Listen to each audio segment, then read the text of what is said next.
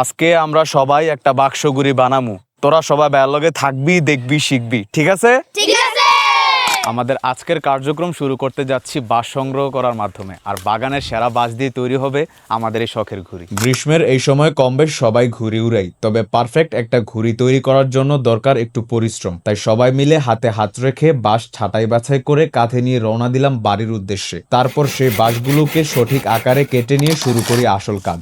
আমাদের এই ঘুড়ির দৈর্ঘ্য প্রস্থ হবে 39 ইঞ্চি, যেখানে মোট বক্স হবে 9টি, যার সাইজ 13 ইঞ্চি করে, আর বাঁশের টুকরো হবে 48টি। আমরা মূলত যে বাক্স ঘুড়িটা বানাতে যাচ্ছি, এই ঘুড়িতে অনেক বাঁশের টুকরো লাগে, তবে ঘুড়িটা দেখতে হবে অনেক সুন্দর। এমন ঘুড়ি আকাশে উড়লে যে কারোই নজর কাড়া স্বাভাবিক। সারাদিন পরিশ্রম করার পর আমাদের বাঁশের টুকরোগুলো ছাঁটাই করা সম্পূর্ণ হয়েছে।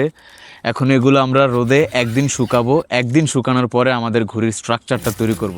এখন কেমন হতে যাচ্ছে আমাদের ঘুড়ি তা যদি দেখতে হয় পাশে থাকুন। আর আপনাদের কোনো মতামত থাকলে অবশ্যই কমেন্ট করে জানাবেন। দেখা হচ্ছে আবারও।